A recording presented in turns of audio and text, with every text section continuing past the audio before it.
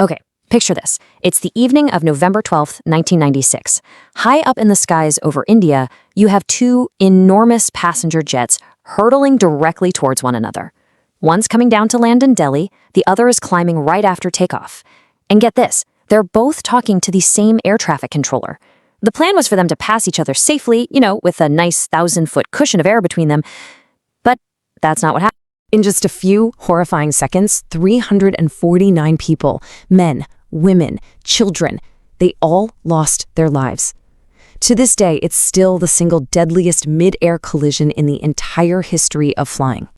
So the big question is, how? How does something like this even happen? I mean, you've got air traffic control, you've got clear instructions. How on earth do two planes that are supposed to have 1,000 feet of safety between them end up in the exact same piece of sky at the exact same time? Well, that's the mystery we're going to unravel today.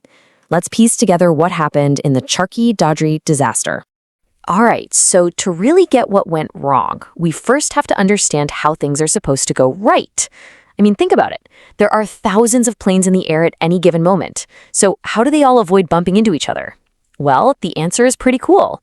They use invisible highways in the sky. See, the sky is all mapped out with these routes called airways, and it works just like a highway on the ground. You have traffic going one way and traffic going the other. But instead of lanes side by side, they're stacked on top of each other. Planes going one direction will be at one altitude, or flight level, and planes going the opposite way will be at another. And that gap between them, that vertical separation, is usually at least 1,000 feet. That's the golden rule. That's the bedrock of air safety. So on this particular day, let's meet our two planes. First, you had Kazakhstan Airlines Flight 1907. It's an Ilyushin Il-76, basically a big cargo hauler. And on board are merchants heading to Delhi to do business. It's on its way down, getting ready to land. Then you have Saudi Airlines Flight 763. This is a massive Boeing 747, the queen of the skies, packed with 312 Indian laborers heading to Saudi Arabia for work. It's just taken off and is climbing. So you've got two very different planes with very different people on board heading to very different places. And they are now on a direct collision course. The fate of all 349 people on those two planes was basically sealed in a window of just 8 minutes. So let's break down that timeline. Let's see how both of these aircraft ended up on the exact same airway, guided by just one air traffic controller. Okay, so the plan from air traffic control was really simple, really straightforward. The Saudi flight, the 747, was told to climb up and hold steady at 14,000 feet.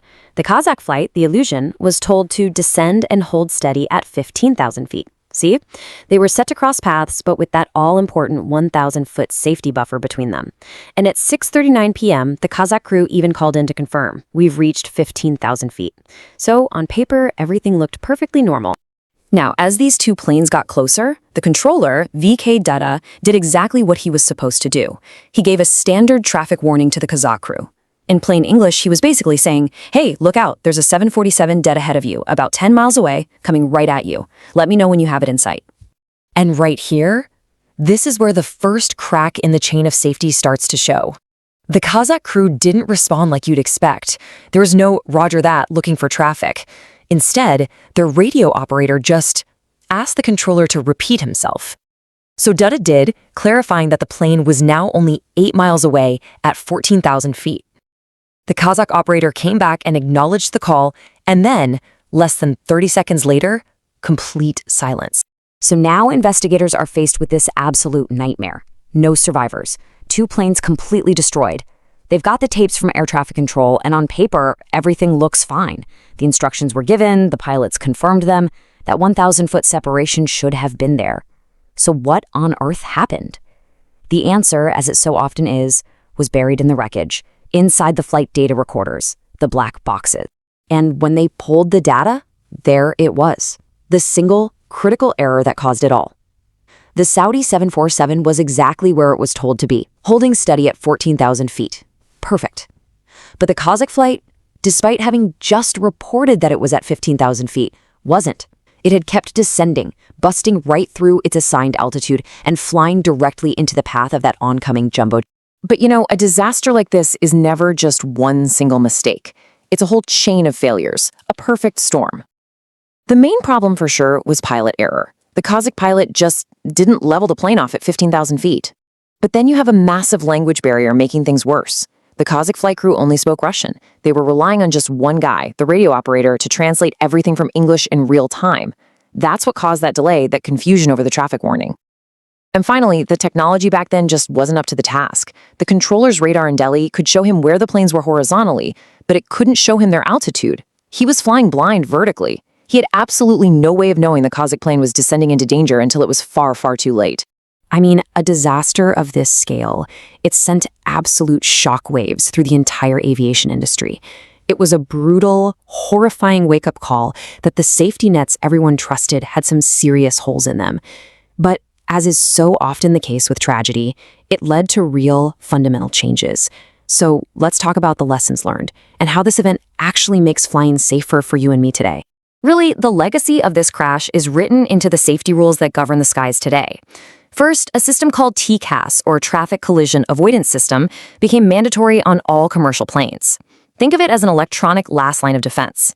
It's a system that actually talks to other planes nearby, and if it senses a collision is imminent, it will literally shout commands at the pilots: climb, climb, or descend, descend.